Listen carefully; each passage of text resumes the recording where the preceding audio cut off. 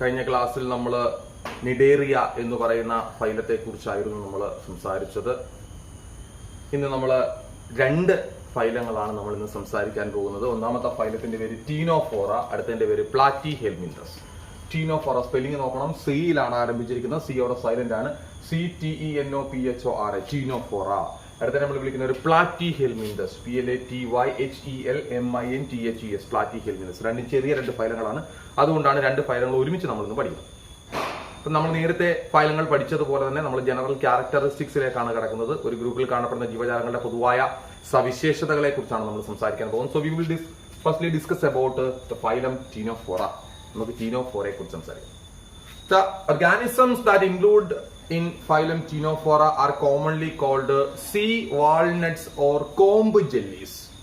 നമ്മൾ നമ്മുടെ പോറിഫറയിൽ കാണപ്പെടുന്ന ജീവജാലങ്ങളെ പൊതുവിൽ സ്പോഞ്ചസ് എന്ന് വിളിച്ചതുപോലെ ടീനോഫോറയിൽ കാണപ്പെടുന്ന ജീവജാലങ്ങളെ പൊതുവിൽ നമ്മൾ വിളിക്കുന്ന പേരാണ് സീ വാൾനട്ട്സ്, അല്ലെങ്കിൽ വിളിക്കുന്ന പേരാണ് കോംബ് ജെല്ലീസ് എന്ന് വിളിക്കും. മനസ്സിലാവുന്നുണ്ടോ? അവരെ നമ്മൾ പൊതുവിൽ വിളിക്കുന്ന പേരാണ്. നമ്മൾ പറഞ്ഞു the organisms included in phylum Porifera R commonly called sponges എന്ന് നമ്മൾ പറഞ്ഞു. അതേപോലെ നമ്മുടെ ടീനോഫോറയിൽ കാണപ്പെടുന്ന ജീവജാലങ്ങളെ പൊതുവിൽ നമ്മൾ വിളിക്കുന്ന പേരെന്താണ്? Sea walnuts or comb jellies എന്ന് നമ്മൾ വിളിക്കുന്നു. ഇനി ഇത് പഴയതുപോലെ തന്നെ mostly marine, radially symmetrical, diploblastic and tissue level of organisation. Marine ആണ്, കടൽ വെള്ളത്തിൽ കാണപ്പെടുന്നവരാണ്. റേഡിയലി സിമെട്രി ആണ്, അല്ലെ? എങ്ങനെ കട്ട് ചെയ്താലും നമുക്ക് ഈക്വൽ പാർട്സ് ലഭിക്കുന്നു. ഡിപ്ലോബ്ലാസ്റ്റിക് ആണ്. എത്ര ലെയറുകളുണ്ട്? 2 സെൽ ലെയറുകളാണുള്ളത്, എക്ടോഡേമും എൻഡോഡേമും. And tissue level of organisation, അതിന്റെ ശരീരത്തില് ഓർഗനൈസേഷൻ അല്ലെങ്കിൽ എല്ലാ പ്രവർത്തനങ്ങളും സാധ്യമാക്കുന്ന ടിഷ്യൂസ് ആണ്. അതുകൊണ്ട് ഏത് ലെവൽ ഓഫ് ഓർഗനൈസേഷൻ ആണെന്ന് പറയാം? ടിഷ്യൂ ലെവൽ ഓഫ് ഓർഗനൈസേഷൻ ആണ്. ഇനി ഇതിന്റെ ശരീരത്തിന്റെ ഒരു പ്രത്യേകത നിങ്ങൾ പുസ്തകത്തിൽ നോക്കിക്കഴിഞ്ഞാൽ ഒരു പന്ത് പോലെ കാണിച്ചിട്ടുണ്ട്.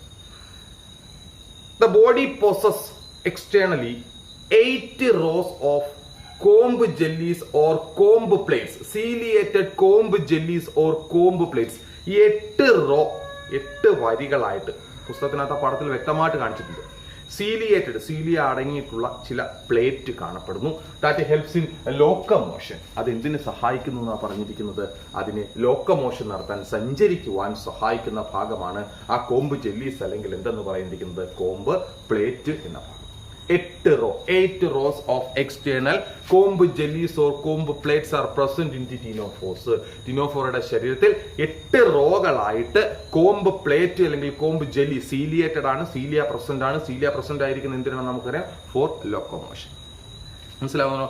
ഇനി ഇതിനകത്തൊരു പ്രധാനപ്പെട്ട പ്രവർത്തനം, ഇതിനൊരു കഴിവുണ്ട്, bioluminescence capacity. Bioluminescence, that means the capacity to emit light. എന്ത് പുറപ്പെടുവിക്കാനുള്ള കഴിവ്? ലൈറ്റ്. നമ്മൾ കണ്ടിട്ടുണ്ട് മിന്നാമിനി ലൈറ്റ് പ്രൊഡ്യൂസ് ചെയ്യും. ആ കഴിവിനെ നമ്മൾ വിളിക്കുന്ന പേരാണത് ബയോലുമിനസെൻസ് എന്ന് വിളിക്കും. ആ കഴിവിനെ നമ്മൾ വിളിക്കുന്ന പേരെന്താണ്?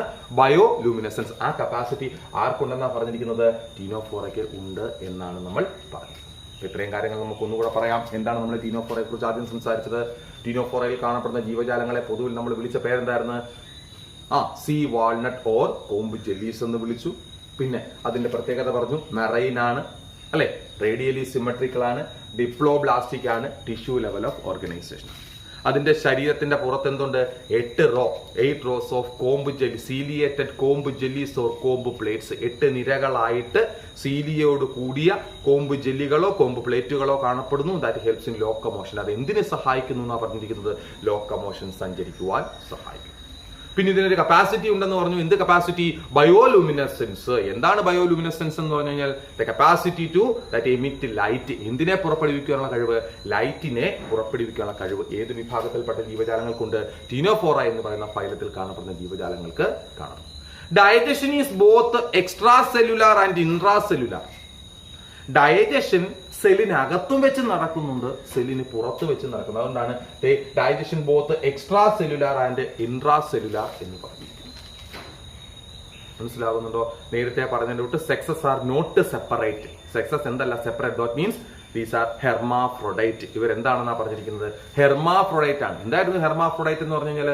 Both male and female sex organs are present in same organism. ഒരേ ജീവിയിൽ തന്നെ മെയിൽ സെക്സ് ഓർഗനും ഫീമെയിൽ സെക്സ് ഓർഗനും കാണപ്പെടുന്നുവെങ്കിൽ അതിനെ നമ്മൾ വിളിച്ച പേരായിരുന്നു എന്ത്? ഹെർമാഫ്രോഡൈറ്റ്. നമ്മളെ ടീനോഫോസ് എന്താണ്? ഒരു ഹെർമാഫ്രോഡൈറ്റ് ആണ്. സെക്ഷുവൽ റീപ്രൊഡക്ഷൻ ആണ് ഇവരുടെ ശരീരത്തിൽ നടക്കുന്നത്. ഫെർട്ടിലൈസേഷൻ നടക്കുന്നത് എക്സ്റ്റേണൽ ആണ്, ഡെവലപ്മെന്റ് ഇൻഡയറക്റ്റ് ആണ്. സെക്ഷുവലായ രീതിയിൽ റീപ്രൊഡക്ഷൻ നടക്കുന്നു. പക്ഷെ ഫെർട്ടിലൈസേഷൻ നടക്കുന്ന എക്സ്റ്റേണൽ ആണ്, ശരീരത്തിന് പുറത്തു വെച്ചാണ്. ശ്രദ്ധിച്ചിട്ടുണ്ടോ ഫ്രോഗ് എന്ന് പറയുന്ന ഒരു ജീവിയെ കുറിച്ച്? അതിന്റെ ഫെർട്ടിലൈസേഷൻ നടക്കുന്ന ശരീരത്തിന് പുറത്തു വെച്ചാൽ നമ്മൾ ഈ മഴക്കാലമൊക്കെ ആയിക്കഴിഞ്ഞാൽ കുളത്തിലൊക്കെ നോക്കിക്കഴിഞ്ഞാൽ ഇങ്ങനെ പത പോലെ കിടക്കും, തവളപ്പതയാണ്.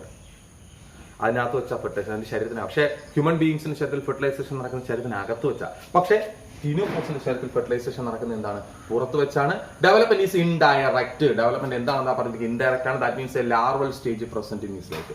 ഇതിന്റെ ശരീരത്തിൽ എന്ത് പ്രസന്റ് ആണ്? ഒരു ലാർവൽ സ്റ്റേജ് പ്രസന്റ് ആണ്. ഇത്രയാണ് നമുക്ക് ടീനോഫോസിനെ കുറിച്ച് പറയാനുള്ളത്. ഒന്നുകൂടെ പറയുന്നു ടീനോഫോറെ കുറിച്ച്. എന്താണ്? ആദ്യം നമ്മൾ പറഞ്ഞു ടീനോഫോറയിൽ ഉൾപ്പെടുന്ന ജീവജാലങ്ങളെ പൊതുവിൽ നമ്മൾ വിളിച്ച പേരെന്താണ്? സീ വാൾനട്ട്, അല്ലെങ്കിൽ വിളിച്ച പേരെന്താണ്? കോമ്പ് ജെല്ലീസ് എന്ന് വിളിച്ചു. അത് നോക്കളെ. ഓക്കെ, മെറൈൻ ആണ്, റേഡിയലി സിമ്മട്രിക്കൽ ആണ്, ഡിപ്ലോബ്ലാസ്റ്റിക് ആണ്, ടിഷ്യൂ ലെവൽ ഓഫ് ഓർഗനൈസേഷൻ ആണ്. ഈ കാര്യങ്ങളെല്ലാം നമ്മൾ നേരത്തെ പഠിച്ചതായതുകൊണ്ടാണ് റിപ്പീറ്റ് ചെയ്യാറ്. ഇതിന്റെ ശരീരത്തിന് പുറത്ത് 8 റോ എന്ത് കാണപ്പെടുന്നു? Ciliated comb jellies or comb plate. 8 നിരകളോട് കൂടിയ കോംബ് ജെല്ലീസ് അല്ലെങ്കിൽ കോംബ് പ്ലേറ്റ് എന്ന് പറയുന്ന ഭാഗം കാണപ്പെടുന്നു. That helps in locomotion. അത് എന്തിനു സഹായിക്കുന്നു എന്നാണ് പറഞ്ഞിരിക്കുന്നത്? ലോക്കമോഷൻ, സഞ്ചരിക്കുവാൻ സഹായിക്കുന്നു. മനസ്സിലാകുന്നുണ്ടോ? പിന്നെ ഇതിനൊരു കപ്പാസിറ്റി ഉണ്ടെന്ന് പറഞ്ഞു. എന്ത് കപ്പാസിറ്റി ആണുള്ളത്? Bioluminescence capacity. എന്താണ് ബയോലൂമിനസെൻസ് കപ്പാസിറ്റി എന്ന് പറഞ്ഞു കഴിഞ്ഞാൽ? The capacity to that emit light. എന്തിനെ ഉൽപ്പാദിപ്പിക്കുവാനുള്ള കഴിവ്? ലൈറ്റിനെ ഉൽപ്പാദിപ്പിക്കുവാനുള്ള കഴിവ്. മനസ്സിലാകുന്നുണ്ടോ നമുക്ക്? സംശയം എന്താ പറഞ്ഞതിനകത്ത്? അത് കഴിഞ്ഞ് നമ്മൾ പിന്നെ പറഞ്ഞ എന്താണ്? Digestion is both intra cellular and extra cellular. Digestion ശരീരത്തിന് അകത്ത് അല്ലെങ്കിൽ കോശത്തിനകത്ത് വെച്ച് നടക്കുന്നുണ്ട്, കോശത്തിന് പുറത്ത് വെച്ച് നടക്കുന്നു. സെക്സസ് സെപ്പറേറ്റഡ് അല്ല എന്ന് പറഞ്ഞാൽ ഹെർമാഫ്രോഡൈറ്റ് ആണ്. സെക്ഷുവൽ റീപ്രൊഡക്ഷൻ ആണ് ഇവരുടെ ശരീരത്തിൽ നടക്കുന്നത്. ഫെർട്ടിലൈസേഷൻ എക്സ്റ്റേണൽ ആണ്. ഫെർട്ടിലൈസേഷൻ നടക്കുന്ന ശരീരത്തിന് പുറത്തു വെച്ചാണ്. And development is indirect. ഇതിന്റെ ശരീരത്തിലെ ഡെവലപ്മെന്റ് എന്താണ്? ഇൻഡയറക്റ്റ് ആണ്. കാരണം ഇതിന്റെ ശരീരത്തിൽ എന്ത് പ്രസന്റ് ആണ്? ഒരു ലാർവൽ സ്റ്റേജ് പ്രസന്റ് ആണ്. അപ്പം അടുത്ത ഫൈലത്തിലേക്ക് നമുക്ക് കിടക്കാം. ഫൈലത്തിന്റെ പേര് പ്ലാറ്റി ഹെൽമിന്തസ്. പേര് പോലെ തന്നെയാണ്, പ്ലാറ്റി ഹെൽമിന്തസ്.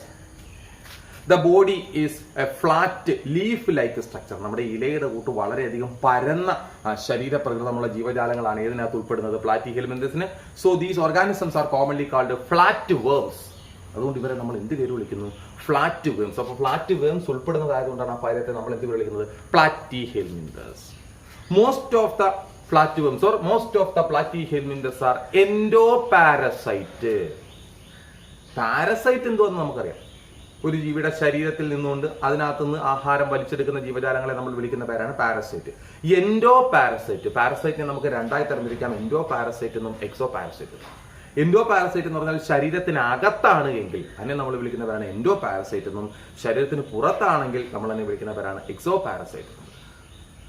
ഇത് എൻഡോ പാരസൈറ്റ് നമ്മുടെ ശരീരത്തിനകത്ത് കൂടുതലായിട്ട് നമ്മുടെ കുടലിലും ഒക്കെ അറ്റാച്ച് ചെയ്ത് നിന്ന് നമ്മൾ നമ്മുടെ ശരീരത്തിൽ നിന്ന് ആഹാരം അടിച്ചു മാറ്റി കഴിക്കുന്ന ജീവജാലങ്ങളൊക്കെ ഉണ്ട്.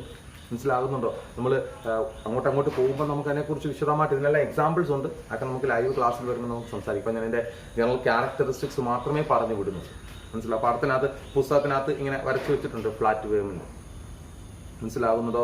അപ്പൊ എന്താ നമ്മൾ പറഞ്ഞത്? അപ്പൊ പ്ലാറ്റി ഹെൽമിന്തസിന്റെ കാണപ്പെടുന്ന ജീവജാലങ്ങളുടെ പ്രത്യേകത പറഞ്ഞു. അവരുടെ ശരീരം എന്താണ്? ഫ്ലാറ്റ് ആണ്. ആ ഫ്ലാറ്റ് ആയതുകൊണ്ട് അവരെ നമ്മൾ എന്ത് പേര് വിളിച്ചു? ഫ്ലാറ്റ് വേംസ് എന്ന് വിളിച്ചു.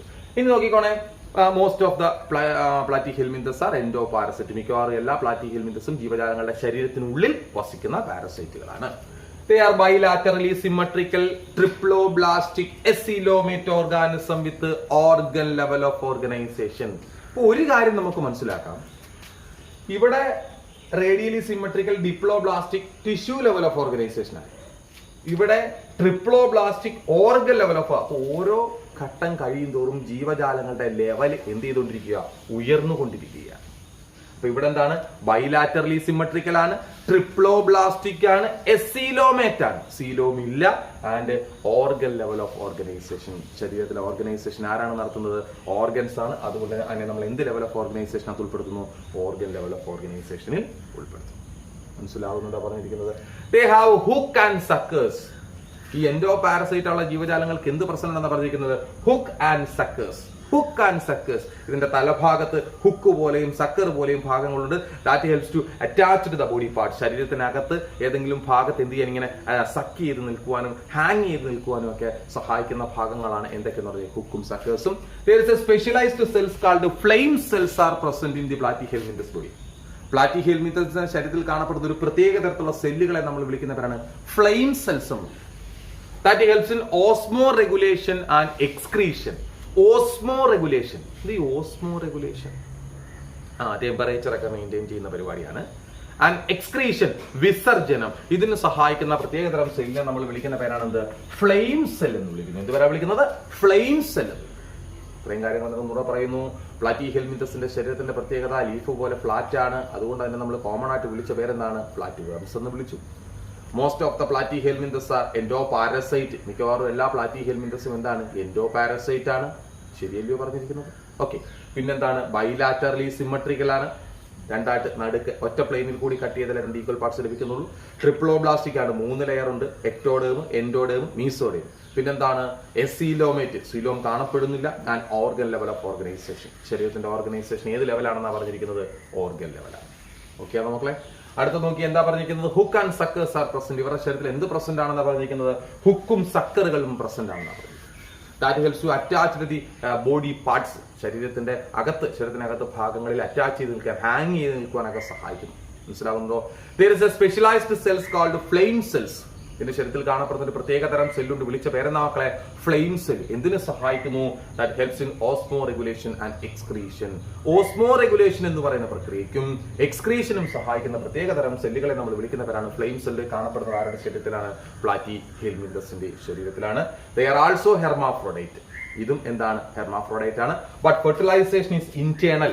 ഫെർട്ടിലൈസേഷൻ നടക്കുന്ന എന്താണ്? ഇന്റേണൽ ആണ്. ഇവിടെ നമ്മൾ പറഞ്ഞത് ഫെർട്ടിലൈസേഷൻ എക്സ്റ്റേണൽ ആയിരുന്നു. പക്ഷെ പ്ലാറ്റിഹെൽമിന്തസിന്റെ ശരീരത്തിൽ എന്താണ്? ഫെർട്ടിലൈസേഷൻ ഇന്റേണൽ ആണ്. And development is indirect. ഇതിന്റെ ശരീരത്തിൽ ഡെവലപ്മെന്റ് എന്താണ്? ഇൻഡയറക്റ്റ് തന്നെയാണ്. മനസ്സിലാവുന്നതോ?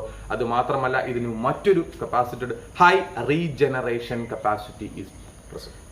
റീജനറേഷൻ കപ്പാസിറ്റി, പുനരുൽപാദനം. അതായത് ഇതിന്റെ ശരീരത്തിന്റെ ഏതെങ്കിലും ഭാഗം മുറിഞ്ഞു മാറിക്കഴിഞ്ഞാൽ അത് വളർന്ന് പുതിയൊരു ജീവി ആയിക്കോളും. Regeneration capacity.